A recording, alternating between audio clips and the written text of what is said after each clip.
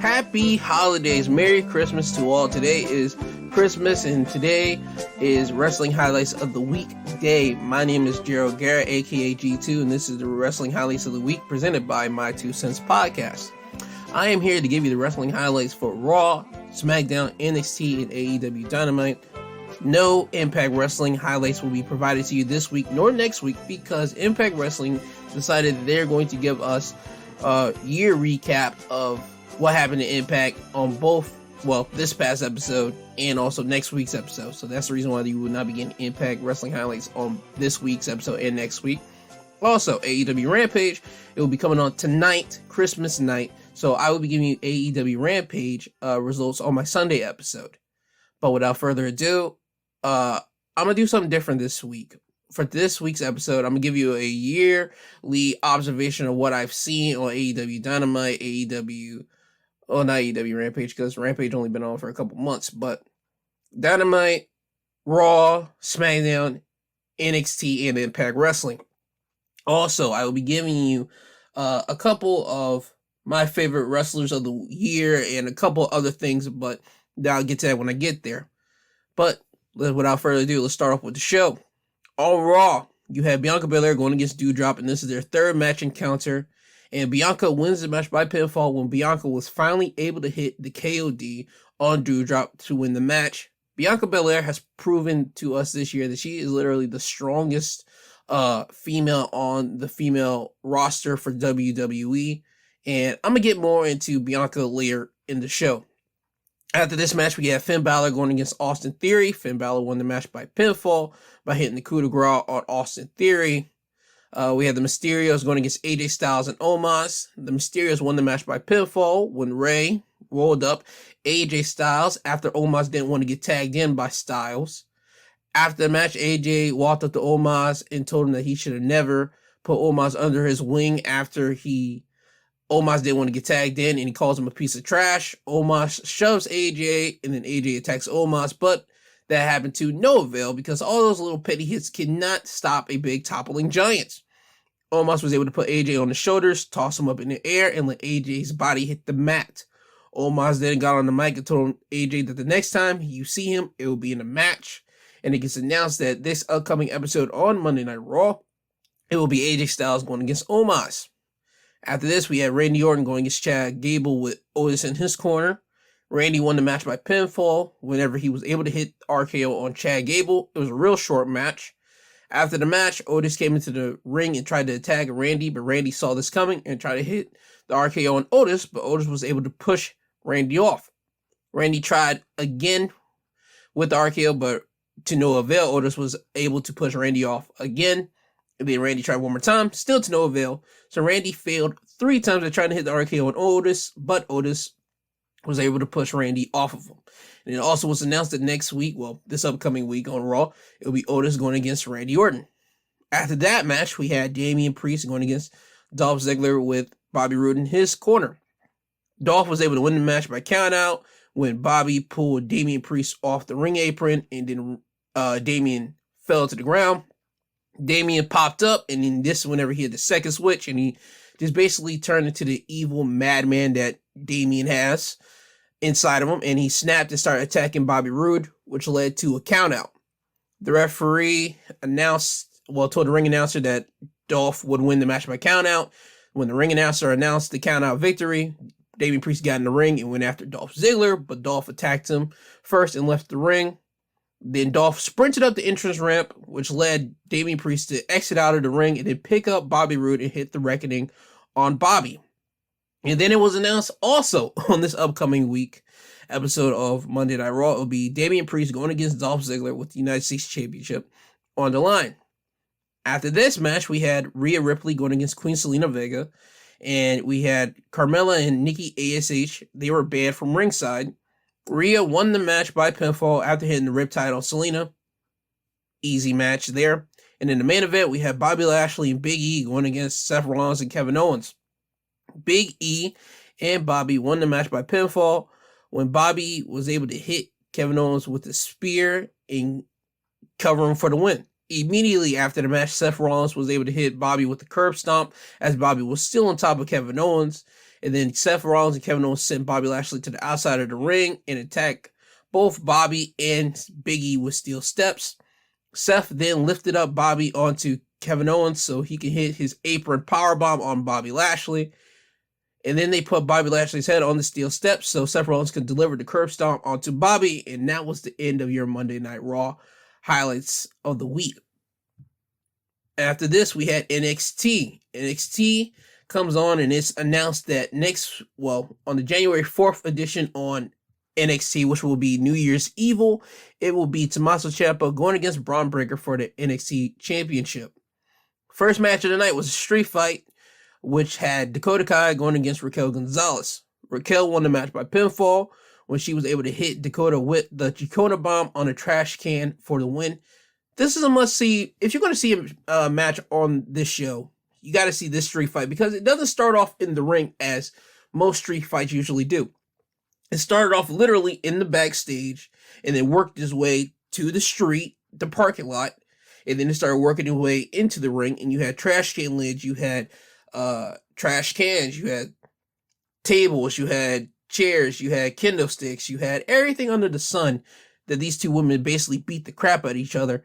And in the end, Raquel would get the win. But I implore you, please go watch this match. You won't be disappointed. Anyway, after the match, Raquel got on the mic and called out Mandy Rose for a title match. But Cora Jade comes out. Cora has words with Raquel saying that she's next in line. Raquel says that she will demolish anybody that gets in her way, whether it be friend or foe. Ultimately, Mandy Rose pops up on the Titantron and announces that at New Year's Evil, it will be a triple threat match for the NXT Women's Championship between all three of those ladies. After this, we had the Creed brothers with Malcolm Bivens going against the Grizzled Young Veterans, which went into a no contest when Brutus Creed was going to powerbomb James Drake through Jacket Time's commentary table because Jacket Time came out midway through the match and they set up their own commentary table so they can do commentary. Jacket Time wouldn't allow Brutus to do this, so the Creed brothers got into Jacket Time's face, and this allowed the Grizzly Young Veterans to push the Creed brothers into Jacket Time, and then Jacket Time punched the Creed brothers in the face, which led to all three of these tag teams brawling with each other, which led to Josh Briggs and Brooks Jensen to come out and start attacking the Grizzly Young Veterans. It seems to me that they're setting up for a 8-man tag match next week. It doesn't get announced, but it seems like they're setting that up. Anyway, after this, we had Dexter Lumis going against Trick Williams with Carmelo Hayes in his corner. Dexter won the match by submission when he locked in the silencer on Trick, and Trick passed out. After the match, Grayson Waller would hit Dexter Lumis in the back with a steel chair. Grayson Waller basically came out and he waited for AJ Styles to come out because during the weekend, Grayson Waller called out AJ Styles saying that he's washed up, he's old, he's a guy that basically needs to be taken to the woodshed and put out of his misery. AJ pops up on NXT. He looks up Grayson Waller up and down and told him that he's basically a fleeting star, if you will. He says that Grayson Waller has potential, but the jury's still out on him. They don't see him being a superstar. He called out Braun Breaker being a superstar. He said Tony D'Angelo is a superstar. Carmelo Hayes, superstar. Grayson Waller, not so much. The jury's still out on him. AJ and Grayson Waller got into some heated words back and forth, and then AJ said, matter of fact, let's just fight right now to get this over with. Grayson Waller said, nah. He says, as a matter of fact, after Omos is done with you, I'm up next. So we're setting up Grayson Waller to have a little thing with AJ Styles. So it might be AJ being in NXT for a little bit, just to kind of give AJ something to do to pass time after his little match with Omos next week on Monday Night Raw. That's where I see this thing headed. Anyway, after this, we would get Malcolm Bivens backstage with Dynamite, and Malcolm Bivens basically challenged Carmelo Hayes to a match with Roderick Strong going against Carmelo Hayes, title versus title at New Year's Evil. Carmelo accepts later on in the night, and it gets announced that next week on NXT, it'll be a contract signing between Carmelo Hayes and Roderick Strong, title versus title. So basically, winner takes all at New Year's Evil. Roderick Strong being the Cruiserweight champion, and Carmelo Hayes being the North American champion. Whoever wins will get the loser's belt at New Year's Eve. After this, we get Von Wagner going against Idris Inofi. Idris will win the match by pinfall when he reversed Von Wagner's powerbomb into a pinning attempt, and he would get the win off of that. After the match, Von Wagner would attack Idris and hit him with an angle slam in the ring. And it's setting up for Von Wagner to almost be managed by Robert Stone, because Robert Stone was out there to watch the match, and Von Wagner kind of got put off by Robert Stone just being there. And it looked like Von was trying to impress Robert Stone after the match.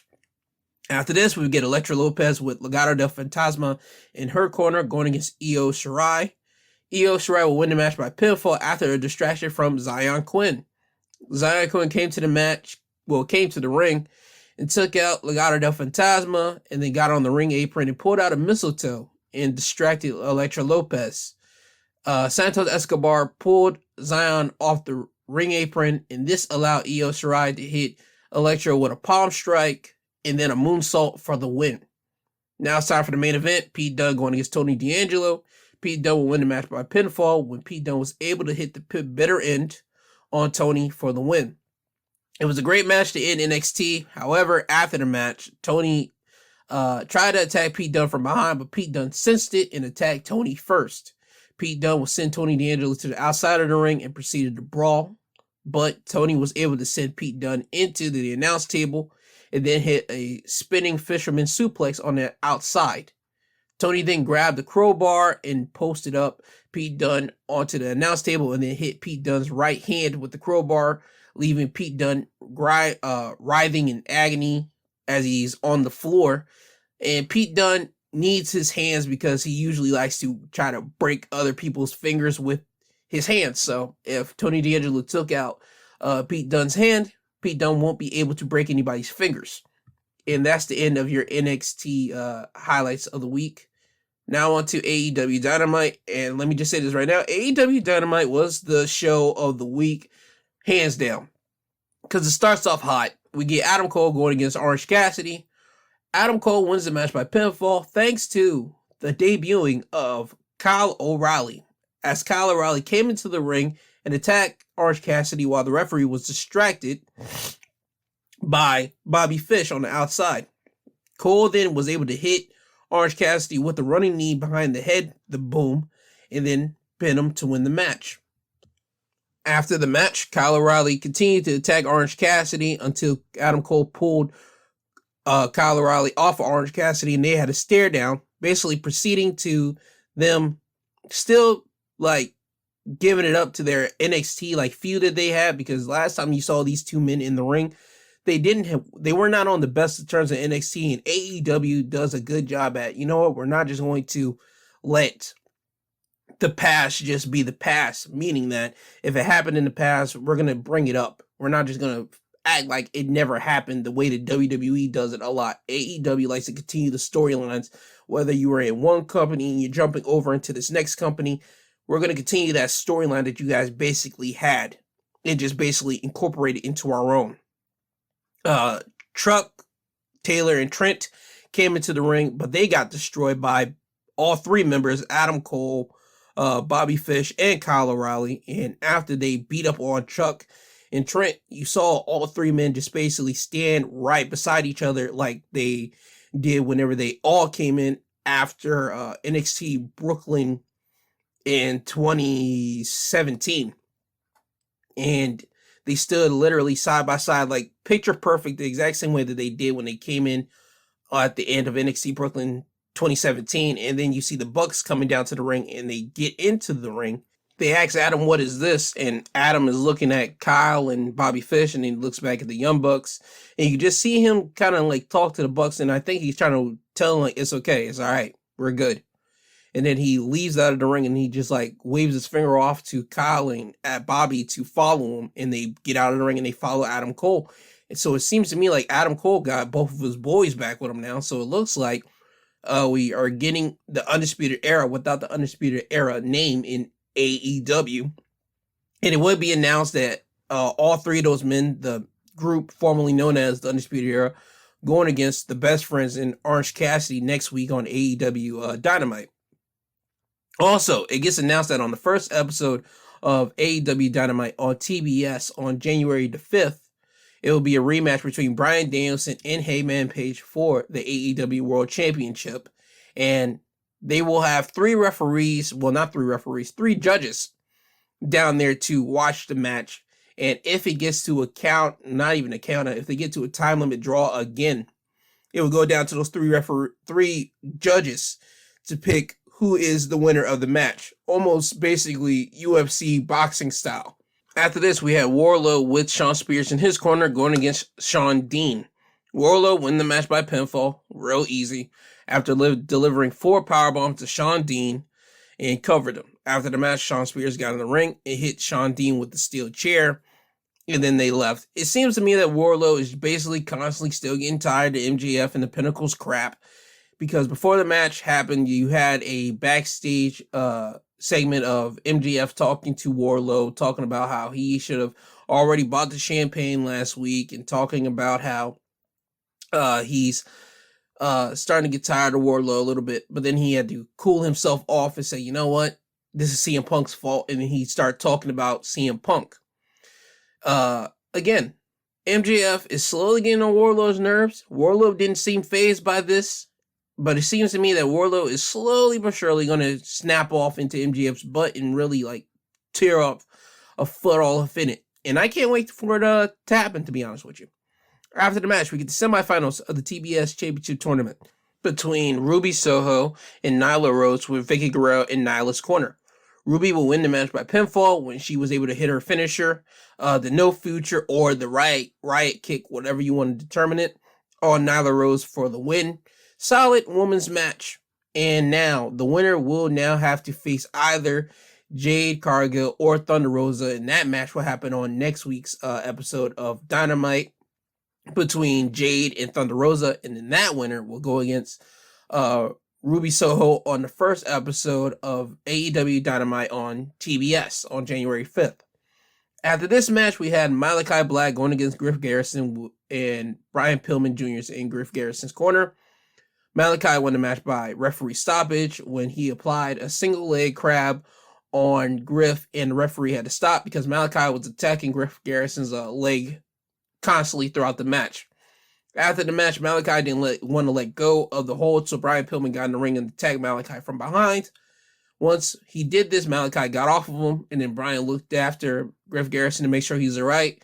Then once he did that, he went over to Malachi and is about to attack him, but Malachi was able to hit Brian Pillman in the face squared with the roundhouse kick or the black mass, and Brian Pillman got knocked out. And that was the end of that. Now it's time for the main event, your 6-man tag. It's MJF and FTR going against CM Punk, Darby Allin, and Sting. And Punk's team won the match by pinfall after Punk was able to hit Dax Harwood with a GTS, then Sting delivered a Scorpion Death Drop. Then Darby Allin was able to hit him with a coffin drop for the win. Well, Punk covering Dax for the win. It was a fun main event, and here's the unique part about this. Sting makeup is usually the typical black and white makeup that he usually wears. But this week's episode, he wore CM Punk's t-shirt logo as his face paint.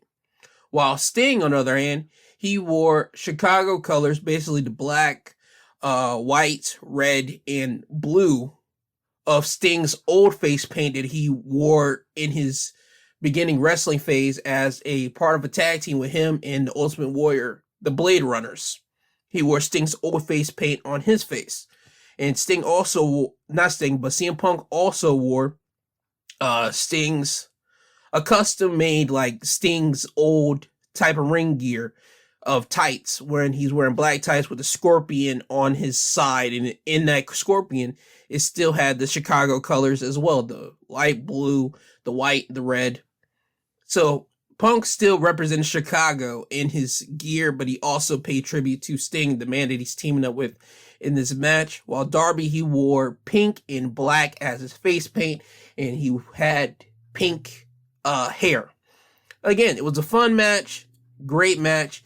MJF ran from CM Punk all the time throughout this match, It basically set it up for whenever MJF and CM Punk do have a match, is going to be special because those two never lock up ever. Also, MJF did take a nasty fall in this match when Sting threw him over the ring, and like he was supposed to get caught by FTR, and he did get caught by FTR, but his head and his neck was able to hit the floor first, and it to look like a nasty fall. And everybody on Twitter and everybody else noticed that, and we were all hoping that MJF is fine so he can have a long and healthy career, because remember, folks, wrestling is predetermined. Wrestling does have these men and women out there doing these choreographed moves, but let's not get it twisted. One wrong move can end these people's whole career, and as a matter of fact, literally, it can be the thing between life or death in certain instances. Certain people have died in the ring off of a move gone wrong.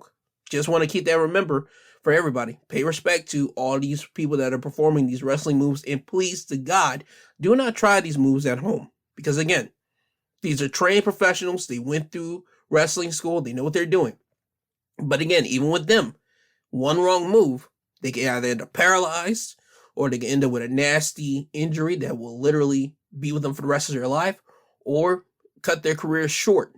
Just really want to get that through people's skulls here.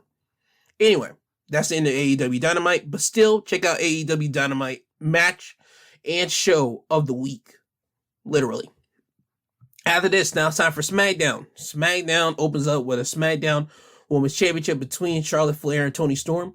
Great way to open up SmackDown. Charlotte wins the match by pinfall when Charlotte reversed out of Toni Storm's inside cradle and pinned Toni's shoulders down to the mat, and the referee made the count. Again, great one-on-one match, and this was their first one-on-one technical match for the SmackDown Women's Championship. It was a great match, but I know Toni's potential, Charlotte Flair's potential as well. These two are going to have more matches down the line, and whenever they do, it's going to up this first match, because again, solid first match for the Women's Championship between these two, but I guarantee you their next match for the Women's Championship is going to be better than this one, without a doubt. After this, we had a 12 Days of Christmas Gauntlet match, where the winner of the match will be the number one contender for the Intercontinental Championship.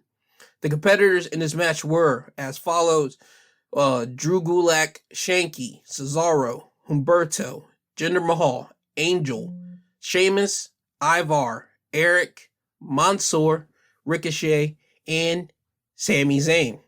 Sami Zayn won the match by pinfall when he was able to hit the haluva kick on Ricochet and pin him for the win. So Sami Zayn will get his he will get his Intercontinental Championship match, more than likely against Shinsuke Nakamura at day one. And then in your main event, we would get the Miracle on 34th Street fight between the Usos and Madcap Moss, going against New Day and Drew McIntyre. Drew McIntyre and the New Day won the match by pinfall when Drew Claymore kicked Moss in the face after both him and Corbin were doused in eggnog. It was a fun, silly match to end SmackDown on Christmas Eve. We get it. SmackDown's entertainment. Well, WWE's entertainment, but it has wrestling in it. But you got to expect the entertainment part out of it. Solid match. SmackDown was solid. The main thing that they want you to understand on SmackDown this episode was that Paul Heyman is conflicted on what he's going to do with his career now, because now that he got fired by Roman Reigns, and they play highlight packages of Paul Heyman's past career as a guy that was a manager in WCW for the Dangerous Alliance. Then he started ECW that basically revolutionized the professional wrestling industry and basically jump-started the Attitude Era for WWE. And then he came into WWE in 2002 and was the manager for Brock Lesnar, and he stayed with Brock Lesnar until he jumped over to Roman Reigns. And now these two big behemoths about to clash, and Paul Heyman's out of a job after he told the truth to Roman Reigns last week. And again, they don't know what they want to do with Paul Heyman. Paul Heyman told the world that he doesn't know what he's going to do. He doesn't have any idea where he's left to go now. He doesn't know if has anything left to accomplish. Basically, he doesn't know if he's basically done because he's not going to NXT and trying to do the exact same thing that he did with Brock Lesnar with any new talent down in NXT. He already stated that. That's not happening. So he doesn't know if his career is over. That's the big takeaway that they want you to understand on SmackDown. So you basically got to watch at day one, because I have a feeling Paul Heyman's going to have his hands in on day one, whether who's going to be the new or remaining Universal Champion, whether it be Roman Reigns or Brock Lesnar. That's the match that you're going to want to see next Saturday at day one. Because best believe I'm definitely watching to see that match. And that's your SmackDown highlights of the week. Now, I'm going to talk about each of these shows respectfully as a year-round review. And I want to start off with AEW Dynamite to basically get this out of the way real quick, real simple. AEW Dynamite for 2021 has been fire. It has not slipped up. There's been certain episodes, maybe you could say they probably slipped up or it went slow or whatever the case. But AEW Dynamite has more or less hit it out of the park 9 times out of 10 throughout this whole year. You had debuts, you had surprise returns, you had people coming in, you had title changes. Now, on AEW Dynamite, yeah. But, again, AEW Dynamite, they didn't have no misses that you really could say, oh, they really missed this one, or they killed this. No. They killed it out of the park on AEW Dynamite this year. So there's nothing that I can technically say bad about AEW Dynamite this year. Literally, nothing. So I just want to throw that out the way right here. The only thing that I would say for AEW as a whole is that if you're going to do something, make sure you have pre-ran it and make sure it's done right. My 2 examples are, and I hate to mention this, well, technically, no, I don't, because this is part of what I mean, is obviously the Jon Moxley and Kenny Omega explosive death match at the beginning of the year at AEW Revolution. Great match between Moxley and Omega, but at the end of it, it's supposed to have the ring detonate and have pyro going around it. But when it was time and the timer hit 0 and you had Eddie Kingston covering Jon Moxley to make sure that he was safe and sound, it was nothing but small little itsy bitsy pyro going off. It wasn't like, oh my God, it wasn't like the FMW pyro that was supposed to go off in FMW. The type of pyro that they were trying to mimic in copy. Nah, it was little pew pew, pew pew pew pew. Like, if you see the clip, and I was so like, oh man, that is terrible to see this happen. But that again, that's what happens when you don't have when you don't run it and do tests before the show begins, or at least the day before the show. You got to run these type of things over and over to make sure that it goes right for whenever the show happens. And it's time for the big boom to happen. It goes off without a hitch. So that's my first example. And the second example, a couple weeks ago, Malachi Black spitting the black mist into Julia Hart's face. It didn't hit Julia Hart's face as much.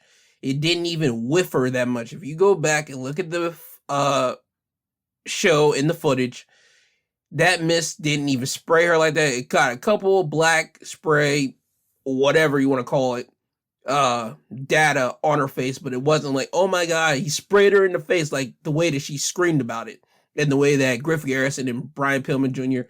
try to cover her face, and like, oh my God, you got sprayed in the face. Nah, Chief, you guys got to do it. You guys got to go and do it. If you're going to do this, you guys got to do it. You know what I mean? Like, really do it. Don't get stupid and be like, oh, well, it's because of we're in this new era, this new climate. No, if you're going to do this, you guys got to do it and commit all the way and just do it.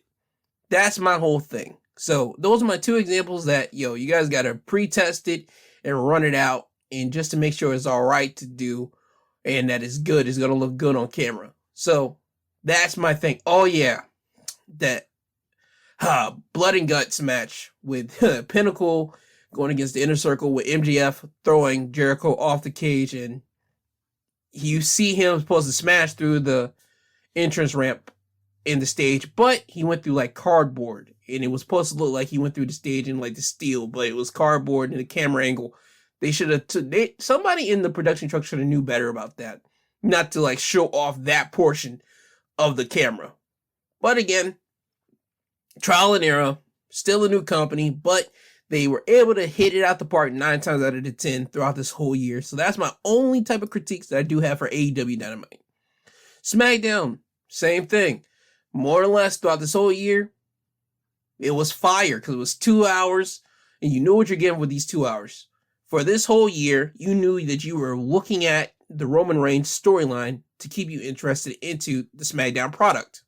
And I'm not trying to discount any other wrestlers that's on the show that's putting on amazing wrestling.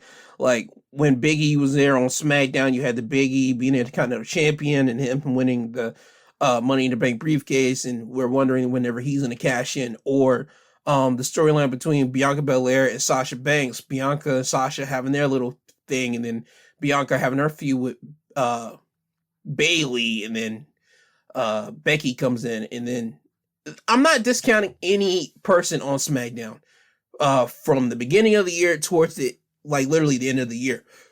I'm not discounting any of you, but as we all know, SmackDown is the Roman Reigns show. It's an island of relevancy. It's his show. There's no more that you can say about that. You guys can say whatever you want. Yes, we had Seth Rollins and Edge doing their thing on SmackDown, but now they're on Raw. But really, throughout this whole year, and literally probably about the August of last year to now, has literally been the Roman Reigns show for SmackDown. SmackDown is literally Roman Reigns show with phenomenal and great wrestling on the product. So SmackDown, I can't say nothing like terrible or anything bad about it. One thing that I will say is this, and I will give you guys this one critique. I want you guys to build up some other storylines besides Roman. Because right now, Roman has nobody to go after he does this whole Brock Lesnar thing. We know he's going after Drew McIntyre, or Drew's going after Roman, probably towards WrestleMania time. After that, what does Roman got to do? Roman will probably lose to Drew. Well, we're going to have Roman take off for a month or two. And then when he comes back, who do we got him lined up for? Or who is the top heel after Roman? Or who's the top good guy after Drew McIntyre? This is what I'm saying. We need to line up people in positions so they can do what they got to do on SmackDown. And that includes WWE as a whole, because that's WWE's whole problem. They put all their eggs into legit one basket and don't really focus out on other individual superstars. The only product that I can say for WWE that actually does this is NXT. They do focus out on other characters, but I'll get to NXT in a minute. SmackDown. No big critiques, but that's probably the only critique that I would give you. You guys need to start figuring out, okay, who's next in line? Who's this guy? We need to start building these people up. So once this person falls, this person can step up. Or if this person gets injured, this person steps up. We need to have that already built up and in line. Also, the Intercontinental Championship needs to be defended more, because when you put up the match statistics between Damian Priest and Shinsuke Nakamura in title defenses, Damian Priest is blowing Shinsuke Nakamura out of the water, and Damian just won the United States Championship, in SummerSlam? And Nakamura won the Intercontinental Championship. Who did he win it from? See, that's even a problem. I can't even remember who Nakamura won the Intercontinental title from. Let me think. Okay, Nakamura won it from who? Oh yeah, Apollo Crews. My God, see how I even had to figure that one out? He won it from Apollo Crews. Dude, come on. See, that's what I'm saying. That's terrible. If I had to figure that one out, dude, that should have came to me fast, because I'm a guy that knows things, and I'm a guy that usually spits out wrestling facts real quick. But this one, it took me a minute to just figure it out. Matter of fact, it took me a couple seconds technically to figure out who Nakamura won the Intercontinental Championship away from. And that's a problem right there. The Intercontinental Championship needs to be put up higher up and go back to his old workhorse status. And that's the thing.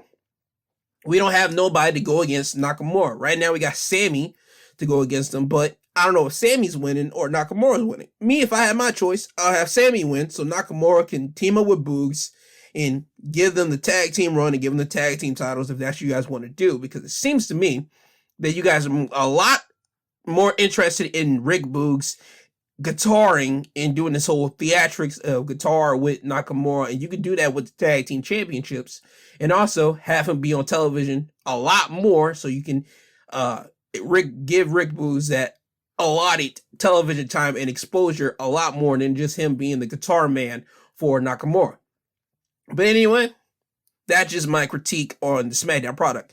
Get more people in lined up position to take up the spots that's needed, as in the top babyface, the top bad guy, top good guy, that type of deal, after certain people are out of position, so these next people can be the next ones in line. That's my critique on the SmackDown side. Now on to NXT. NXT had a whole rebrand from this year. This beginning of the year, it was black and gold, and then midway of August, it changed over to the colorful NXT, and they say NXT 2.0. I'm never saying 2.0 because that just sounds completely stupid. Just keep it NXT. You just got a new look, new feel. We all understand what it is. You don't got to say 2.0. Again, I don't like the name of it. It's so dumb, but that's WWE rebranding for you. NXT this year, I'm not going to say nothing completely like damning to them, because again, they're still in the rebrand, they're still in the get everything right focus stage and how they want this thing to happen. The only thing I'm going to say is this for NXT this year, for even the early 2021, that's what I'm getting at, before the whole rebrand, it felt off to me. 2021's NXT, the black and gold, felt off, and it felt completely weird. Because I just looked back at the in your house pay-per-view match card, and I looked at it compared to 2020's match card, and you could tell the complete difference of the match cards. Complete difference. If you look back at that one, just alone, look at that one. And then if you want to go back and look at the takeovers like of the SummerSlam variety, you can look at those from basically NXT TakeOver 30 compared to NXT TakeOver 36. You can tell the difference of match quality there. Again, big difference. 2021 just seemed really, really different. And it seemed like NXT, the people that were running NXT knew that, we're about to really go through a different time slot, not even time slot, a different change. So we're going to have to do certain things to get people prepared and get people set up in position. That's whenever the new rebrand came up, and now you get new stars literally out the woodwork almost every episode of new guys just basically being popped in. Tony D'Angelo is new. Carmelo Hayes is technically new, even though he came in at the end of the black and gold phase. His character of him being the I don't miss guy, and the guy that's just that guy, by him being the North American champion, calling him the A champion, him with Trick is technically new.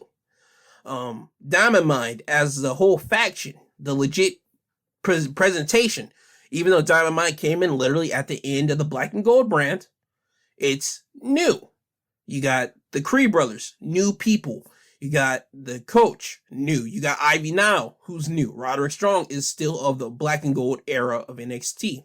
Malcolm Bivens, black and gold, but again, coming to the end of the black and gold era. He came out last year when he was supposed to be managing Indy Sheer, and then Indy Sheer technically got called up, and then he was gone, and then now you see him with Diamond Mine. Malcolm Bivens is a gold mine, by the way. Keep him on television. He can talk his butt off, by the way. Who else is new? Grayson Waller, new, and they're trying to do something with Grayson Waller. Persia, who is Indy's tag team partner, new. Toxic Attraction as a whole, the faction, completely new. Like I said, NXT, the new rebrand, is bringing in people that are new. I mean, even though Mandy Rose is of the old school variety, she was in NXT for a little bit, and she was on the main roster majority of her time. Mandy Rose, the person and the entity and the personality, the way that she's presented now in the new school of NXT, is completely different than when she was on the main roster. So again, I'm not going to criticize the new school way of NXT yet because they haven't even hit the 6-month mark of critiqueness to me. So I'm not critiquing them like hard. I'm not going to do that. But NXT, you could just tell from the beginning of 2021 to whenever they did end off after SummerSlam, WrestleMania, not WrestleMania, but TakeOver 36. From the beginning of NXT from 2021 to that TakeOver, you could tell that NXT was on a downward trajectory. It was completely downward. It was weird. It was different. I mean, you had certain hits in this era with the Undisputed Era breaking up and Finn Balor having the match between him and Adam Cole, and then Adam Cole and Kyle O'Reilly having their match. You had Hit Road coming into NXT, which was a bright spot for them, but then they got called into the main roster, and you know what happened to them after that. I mean, it's just so weird, NXT this year. There were some bright spots, but a lot of really questionable mishaps in NXT. But again, they decided to rebrand. We're getting something new. I'm not criticizing the new rebrand yet. It hasn't been 6 months all the way. It hasn't even been 6 months yet. Once the 6 months hit, then you'll see me go back and I will critique them. Matter of fact, no, I won't. I'll probably next year again, and then I'll probably be like, okay, then I'll probably look at it in all totality since they had a legit whole year to do their business. I will see how they basically jump-started themselves. Oh, yeah. And how can I forget the biggest star out of the newest rebrand of NXT? Braun Breaker, the son of Rick Steiner, the nephew of Scott Steiner, the man that everybody wants to see in NXT, and they can't wait for him technically to be called into the main roster because there's no way. There is a way that WWE can screw him up, but I don't see WWE technically screwing him up because this is WWE-esque on the developmental side for NXT, literally. So again, Braun Breaker, I don't see them like truly screwing up, but again, anything can happen in WWE, especially when you get called up to the main roster. Now, on to Impact Wrestling. Impact Wrestling, seen it. I like what they're doing. I just wish they were on a better network. Their camera quality needs to get better, which I don't know if that's just Access or whoever I need to talk to for that for Anthem, but yo, dog, y'all picture quality on my television, it looks all right, but I gotta mess with the color a little bit just to get it picture perfect right. But I mean, Impact Wrestling, there was truly like really no like downs on it. I mean, the only downs you can say is like, oh my god, the fans weren't there until like the last couple episode of Impact Wrestling. But Impact Wrestling, they did what they had to do this year. They teamed up with AEW, and they brought you in Kenny Omega, the best bout machine. Kenny Omega was carrying the Impact banner for literally a good portion of this year for Impact Wrestling. And then he even brought in Impact brought in Jay White. They brought in Finn Juice. They brought in Kenny Omega. They had Minoru Suzuki. They brought in who else did they bring in? Hikuleo. I mean, they brought in El Phantasmo. They even got Mickey James in. You had the inclusion of NWA partnership with Impact in this. I mean, you just had a different variety of people being brought into the Impact Wrestling family and into the Impact Wrestling roster scene a little bit throughout this year, and that increased Impact's value on the wrestling market.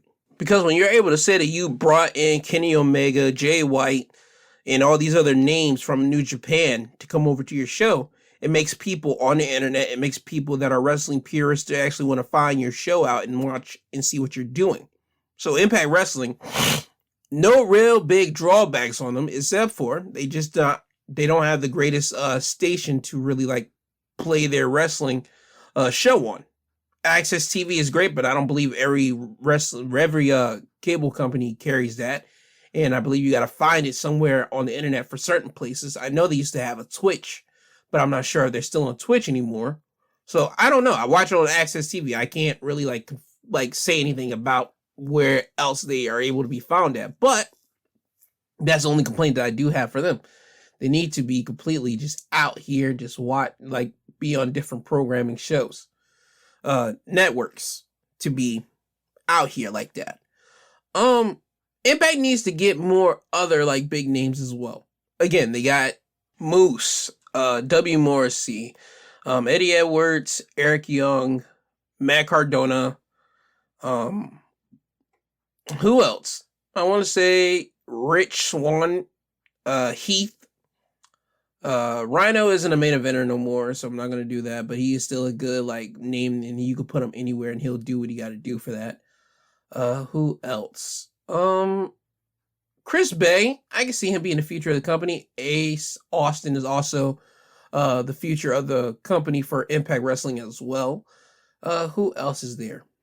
I'm not sure right at this present moment, but with those names, Impact needs more bigger names just for the wrestling world, and every other wrestling fan can really take Impact serious and actually want to watch the product. That's all I'm saying. They need to bring in other big names, continue this partnership that they have with AEW, continue this partnership that they have with New Japan, continue this partnership that they have with AAA. Shoot, bring in certain luchadors from AAA to do what they got to do, and let's build up the name and price on Impact Wrestling so people can actually want to see and watch Impact Wrestling. That's all I'm getting at with Impact. That's my only criticism for them.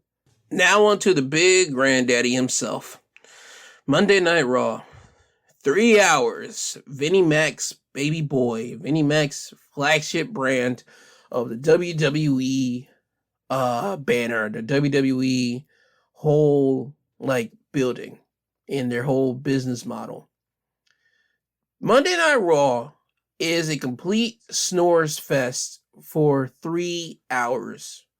Monday Night Raw needs to get better at that. I don't know who's the writers. I don't know who's the people in charge. Well, we obviously know Vince is, but I don't know like who else is like truly in charge of Monday Night Raw, who's writing the storylines and all this type of stuff for it. My whole thing is that Raw needs to get better. And I mean, it needs to get better quickly, because if you want to continue to have snore fests for your shows, I don't know how people are even buying the tickets for them. Yes, I understand that it's 3 hours. It's hard to come up with programming every week for 3 hours. Do you not know the roster that you have Monday Night Raw? I can pull up the roster now, and your roster consists of AJ Styles, Akira Tozawa, Alexa Bliss, who's been gone for a good bit, Angelo Dawkins, Apollo Crews, Austin Theory, Becky Lynch, Bianca Belair, Big E, Bobby Lashley, Carmella, Cedric Alexander, Chad Gable, Commander Aziz, Damian Priest, Dana Brooke, Dolph Ziggler, Dominic Mysterio, Doudrop, Edge, Finn Balor, Kevin Owens, Liv Morgan, MVP, Maurice, who pops up here and there as Mrs. Manager, Montez Ford, Nikki ASH, Omos, Otis, Queen Selena, R-Truth, Randy Orton, Reggie, formerly known as Reginald, Rey Mysterio, Rhea Ripley, Riddle, Robert Roode, Seth Rollins, Shelton Benjamin, T-Bar, Tamina, The Miz, and Veer Mahan, who hasn't debuted yet on Monday Night Raw. See, I just gave you that list of talent that you have on Raw. I can give you, out of this list right now, men and women that can actually show up and show out on Monday Night Raw on a weekly-to-week basis. AKA, as in being AJ Styles, Bobby Lashley, Big E, Street Profits, Apollo Crews, Austin Theory. If you give him out of this whole stupid storyline that you have him being the teacher's pet of Vince McMahon, trust me, you can do it a better way than him just trying to impress Vince. You guys can do it a better way. Becky Lynch, she can go and do a 30-minute match if you want her to do it. Bianca Belair, the same thing. Cedric Alexander, you guys haven't tapped into his potential. 205 Live, whenever the Cruiserweight Classic started, and they started at 205 Live after that, Cedric Alexander putting on great matches on that program. You can give Cedric Alexander the ball. Give Chad Gable the ball. We've seen what he's able to do. Damian Priest, he has matches weekly basis for the United States Championship. You guys could easily put Cedric in there with Damian a couple times. Shelton Benjamin and Damian Priest, guarantee you, give you a banger of a match too. Dolph Ziggler, his resume already speaks for himself. He can go out there and deliver matches. Edge, still beat up on the body a little bit, so you got to use him sparingly, but throw him in from time to time. Don't just let him collect a paycheck like that. Don't do that. Finn Balor, great physical specimen. You could easily put him into matches and let him go out there and just show out. Kevin Owens, the same thing. We know his body of work. Randy Orton, we know his body of work too. So you know you could throw him out there for a good 30 minutes. And you know you could just let him rock out and straight up just let him just do his thing. Rey Mysterio, the same thing. Riddle, he is phenomenal as an in-ring competitor and also as a character. Robert Roode, give him the ball. Give him a run as a great United States champion, or give him as a credible championship world heavyweight WWE championship contender. Robert Roode is credible. WWE just happens not to want to give it to him. I don't understand that. Seth Rollins, come on. You know he can do the job. You know he can carry the product. He's already done gauntlet matches and it's carried on and it kept people interested. And I believe the gauntlet match lasted about a complete solid hour. Come on. Seth Rollins, he can do the job. Same thing with T-Bar, formerly known as Dominik Dijakovic, or formerly known as Dominik Dijak in the independent circuit. He can show out in the ring. You got to give the people the ball. And The Miz, he is great on the mic, as we all know. Give him the microphone and just let him be on commentary and have him show up from time to time and just talk his garbage on the mic. Rhea Ripley, give her somebody in the ring like a Bianca or a Becky Lynch from time to time and let her go out there and just put on credible matches. Shoot, we haven't seen Rhea and Doudrop yet. Put those two out there. Throw something out there for the people to really bite onto for these 3 hours. You could easily mix in matches with backstage segments and interviews that actually carry on legitimate and actual great storylines whenever you actually have the writers to actually make the storylines real credible. See, that's the problem with Raw. Raw is lacking in credible storylines. Is missing that Roman Reigns-esque storyline that SmackDown has. If Roman was on Raw, Roman will be able to save Raw, but I don't want Roman on Raw, to be honest with you. I don't, because we had Roman on Raw for a long time. And he's only been on SmackDown literally for the past, almost going on 3 years now, because he got drafted over in 2019 over to SmackDown. And he's been on SmackDown ever since. But technically, at the beginning of 2020, he had to dip out because COVID ran rampant.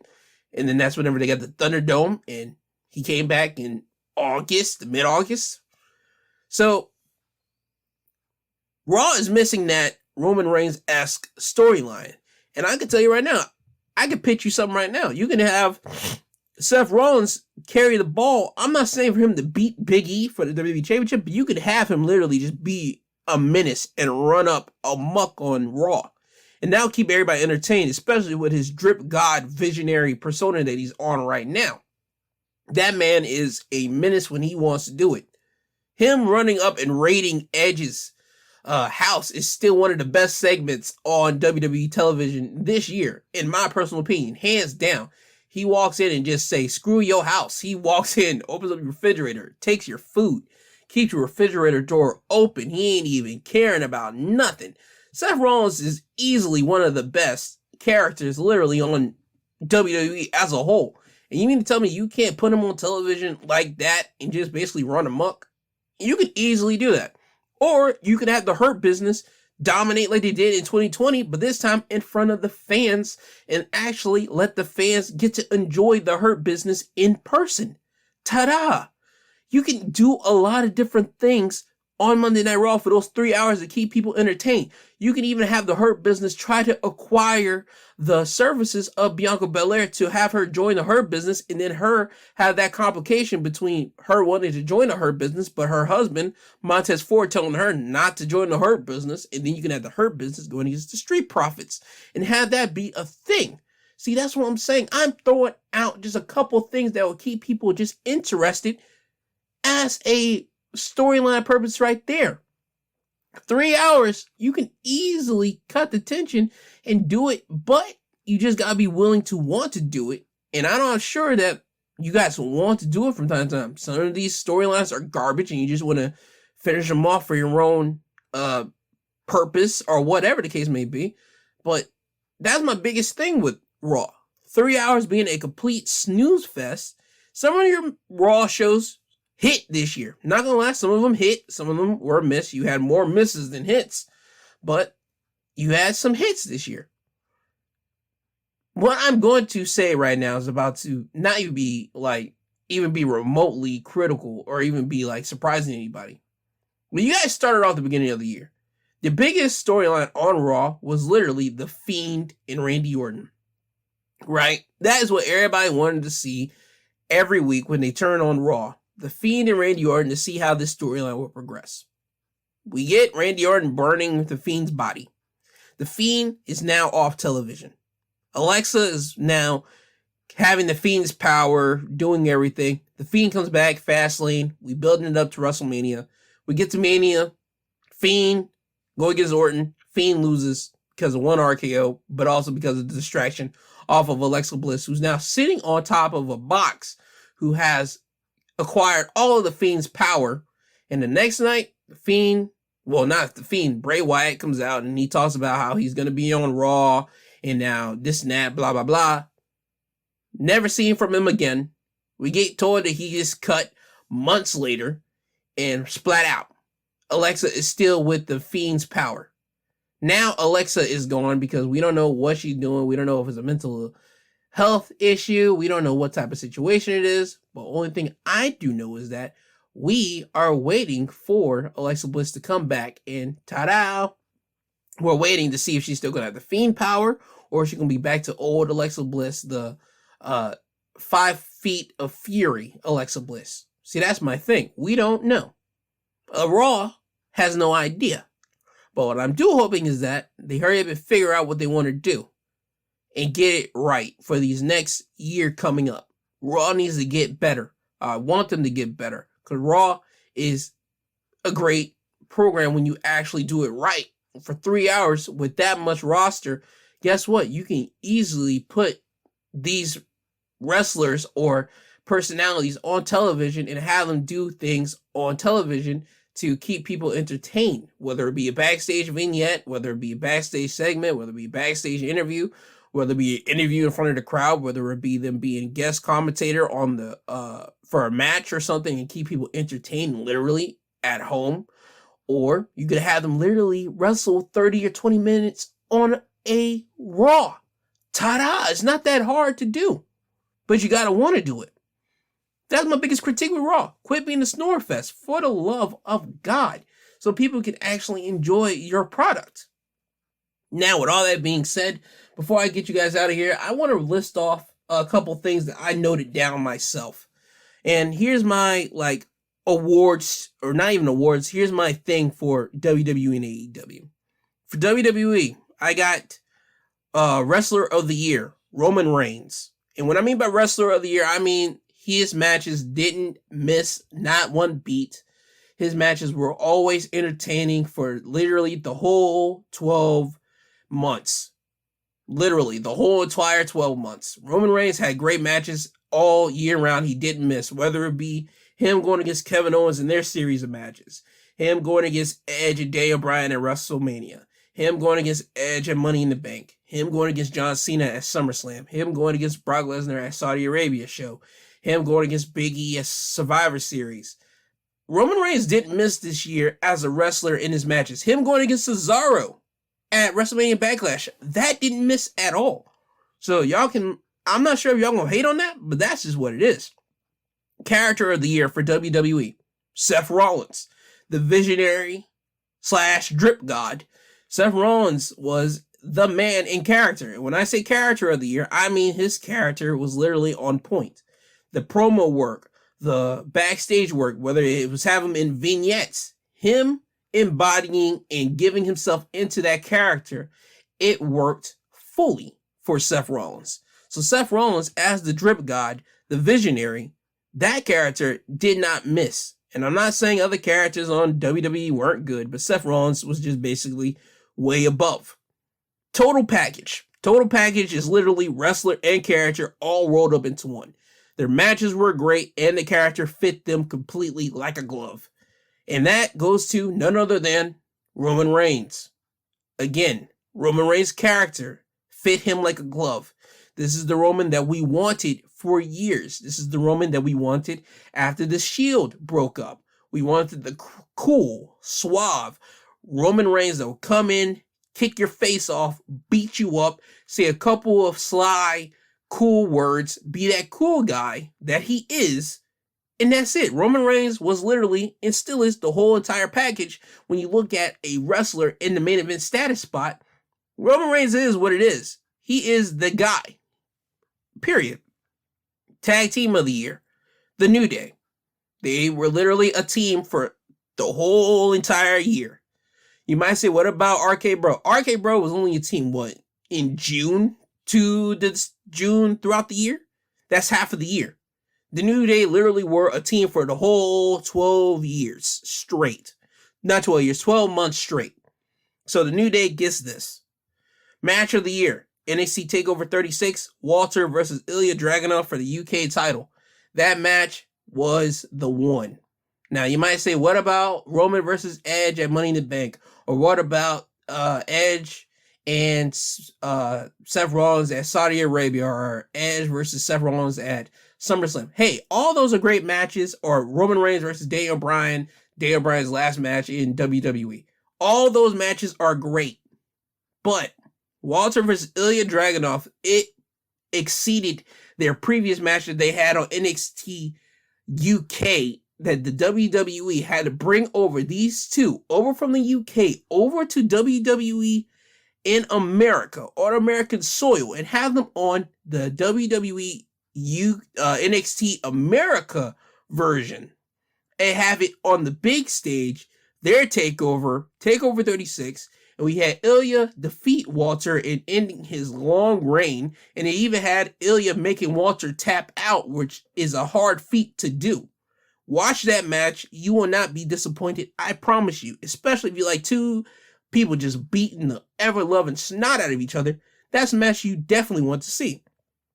Pay-per-view of the year for WWE. Money in the Bank this year. This was the first pay-per-view of WWE this year that had fans in attendance, and this pay-per-view had everybody just basically hyped up because people wanted to see Roman versus Edge. You get that. You get the Money in the Bank for both women and men. You had Bobby Lashley going against Kofi, which basically was a squash. Let's call a spade a spade. You had people hyped up. You had even AJ Styles and Omos going against the Viking Raiders. And that tag team match was great. It was better than what it was supposed to be. Let's be honest with you.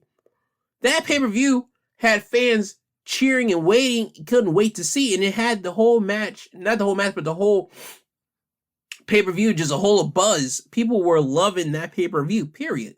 Because this was the first pay-per-view that fans were actually able to see and be in attendance since WrestleMania earlier this year. So, again, pay-per-view of the year to me, Money in the Bank. Woman of the year for WWE, Bianca Belair. This one was simple and easy. If you don't have Bianca Belair as your Woman of the Year for WWE, you are bugging. You're a liar. I don't trust you at all, because Bianca was the Woman of the Year for WWE. She was literally the Woman of the Year. She was at the ESPYs, her and Sasha Banks. She was carrying the SmackDown women's division as Bayley was gone, and now she had to carry that on her shoulders. She did that with Sasha as well, but Bianca Belair was able to carry that momentum, same momentum that she had on SmackDown, over to Raw and be the EST on Raw and still carry Raw's women's division. I mean, Bianca Belair is carrying the women's division on the main roster. Let's just call a spade a spade. And she's not even done yet. She hasn't even hit her prime yet. She is still, quote unquote, new to the roster, to the main roster. So Bianca Belair still got years to go if she does want to continue to do this for years to come. But I think she does, because I don't see her quitting no time soon. But she's the Woman of the Year, and I expect her to be probably the Woman of the Year this upcoming year. The way that WWE cares for Bianca Belair, I can see them really caring for her next year as well.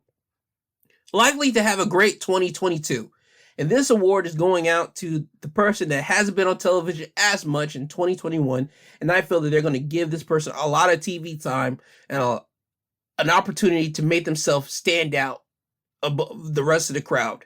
So it's not your main eventers. It's not your guys in the middle, mid-card. These are guys that you rarely see on television. And I give it to Ricochet. And you might say, Gerald, he's in the mid-card. No, he's not. No, he's not. Let's be honest. Ricochet is not in the mid-card at all. He is a disappearing guy. They put him in for these battle royals for him to do something, and he does it for this last bit of time that he's been on television or on pay-per-view or something. He was the last guy to be thrown out of the Battle Royal and Survivor Series on the 12 Days of Christmas gauntlet match that just happened yesterday on Smackdown. He was the last guy to be eliminated. And it looks like they want to do something with Ricochet in the future of 2022. So I'm going to give it to Ricochet. It looks like they want to do something with him. I'm hoping that he actually is the one to beat Shinsuke Nakamura, and him just having that Intercontinental Championship would do credible things for Ricochet. And hopefully, with SmackDown being the wrestling brand that it is, you get Ricochet to wrestle constantly or a good bit of times to elevate that Intercontinental Championship to the way it should be, in the way that Ricochet definitely can make that Intercontinental Championship mean something and bring it back to the relevancy that it desperately needs. Now on to AEW. Their Wrestler of the Year, to me, Kenny Omega. 12 months constantly. Never had a miss of a match. Him going against Phoenix at the beginning of the year. Him and the Good Brothers going against some guys on not some guys. God, that's disrespectful. Going against Rich Swann, Chris Sabin, and Moose on Impact. Kenny Omega going against Christian on both Rampage and All Out. Him going against Hangman on Full Gear. Him doing the triple threat match against Orange Cassidy and Pac at Double or Nothing. Kenny Omega in the oh my God. Him going against Bryan Danielson at Grand Slam. Dude, come on. Kenny Omega, if he's not your Wrestler of the Year, I don't know what to tell you. You might say Bryan Danielson is your Wrestler of the Year. You might say somebody else. Nah, you can't do that, because Bryan Danielson came in literally about September. You can't give him Wrestler of the Year because he's been there just for a couple of months. Nah, you can't do that.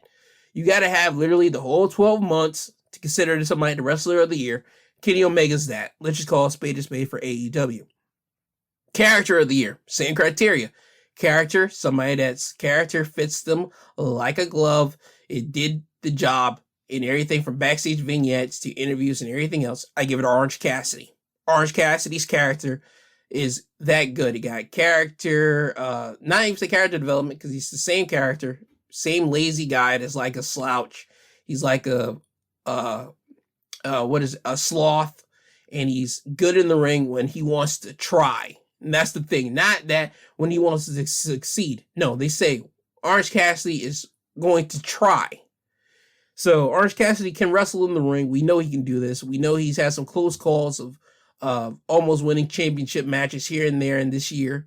So again, Orange Cassidy's character, it fits him perfectly. The total package for AEW, same thing, same criteria, is with wrestling and your character fits you like a glove. And it goes to MJF without a shadow of a doubt. For 12 months constantly, MJF has been a complete, total dick butt. It is a dickhead that you actually want to see get his butt kicked, and you actually want to see it. You will pay money to see it. You were begging to see him get his butt kicked, but you are entertained by his comments that he's able to throw out, his quick wit, his vocabulary that he's able just to throw out to people whenever he wants to do it. MJF is that guy, period. MJF is literally the future of AEW. I don't see him going to WWE anytime soon. He could say he's starting a bidding war in the year 2024. He might. He might stick up AEW for a lot of money, but he's going to stay in AEW. He's not going over to WWE. He reads the tea leaf. He's able to see what WWE is doing to all their people over there. It ain't happening. He is staying over in AEW. So anybody that's questioning, is he going to go to WWE in 2024? There's no need to question that. Max ain't going nowhere. But again, Max MJF is a great package. He's the total package of AEW of this year. And I promise you, I'm telling you, he is the one to watch out for. Not in 2022, because we know he's going to have a great 2022, but just in the rest of AEW's future. He is literally one of the strongest pillars that they actually do have in AEW. Tag Team of the Year, the Young Bucks. Started off this year as good guys, but then they switched over to teaming up with Kenny Omega and then showing off to be complete jackrabbits and just be complete like dummies and just acting so stupid, wearing colorful, really like dumb colors in their like regular gear, not in their wrestling gear, but in their regular like street gear. They show off their new shoes that they be wearing. They really promote that they're wearing like expensive shoes as they're wrestling. In their matches, they never missed a tag team match this year. It wasn't a miss at all.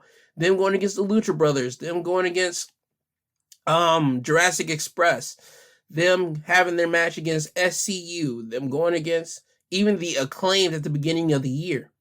Great tag team matches. And also them going against Jon Moxley and Eddie Kingston at Double or Nothing. Another great tag team match with two brawlers to go against a great tag team.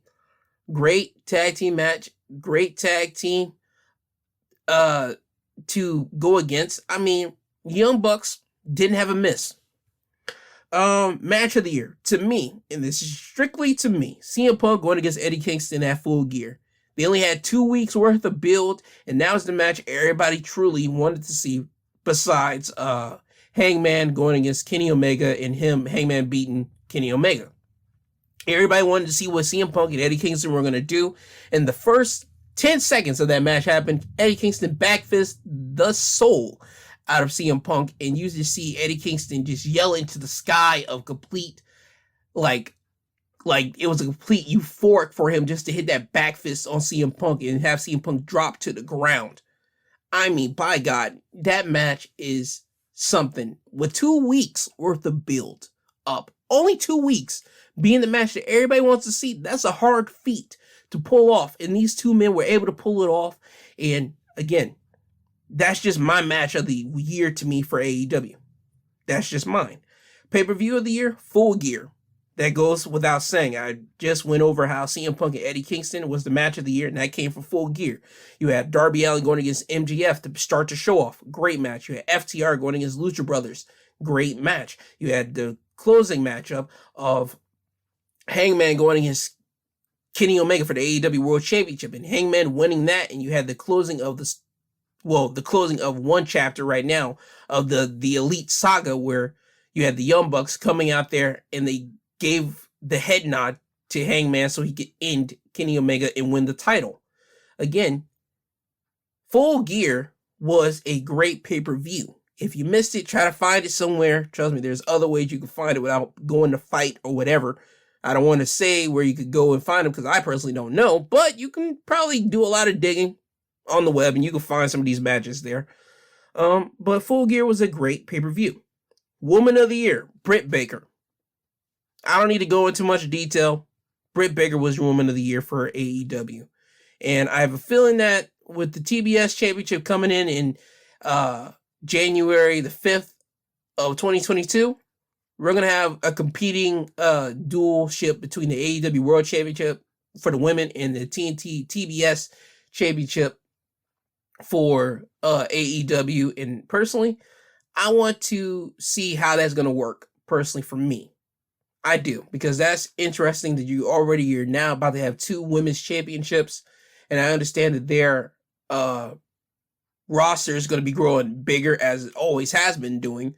But with 2 women championships, you're going to have 2 women basically vying out for who is the top dog in the women's division. And you know that they're going to have a match probably going against each other yearly, the women's champion going against the TBS champion. So I just want to see how that's going to work next year in 2022, and likely to have a great 2022. Again, somebody that was not on television a lot this year, and I'm going to give it off to Ricky Starks. Ricky Starks had a great 2021 when it started off. It was him and Brian Cage going against Darby and Sting at Revolution in their cinematic match where people were raving about that match. He had a nice little feud with Brian Cage where he won the FTW title. But before that feud, he injured his neck and he had to sit out and be on the bench where he commentated on AEW Dark. He was on commentary for some of the AEW Dynamite shows. He was on commentary for a lot of the AEW Rampage shows. But Ricky Starks was only in the ring for a certain amount of time in AEW this year because they wanted to keep him healthy. I have a feeling that in 2022, Ricky Starks is going to be on television a lot more, and we're going to see him show off and really show what Ricky Starks can do for AEW as a whole, as a company. And for me personally, I can't wait because I like Ricky Starks. I knew him from the independent stuff, more specifically from his days in NWA, like literally probably like a couple months before he got into AEW. So again, Ricky Starks is going to be the one to watch out for in 2022. Not saying that AEW don't have a lot of people to watch out for. We know MJF is going to have a good 2022. We know Hangman is going to have a good 2022. We know Adam Cole is going to have a good 2022. We know Dante Martin is going to have a good 2022 because they are putting a lot of eggs into the Dante Martin basket.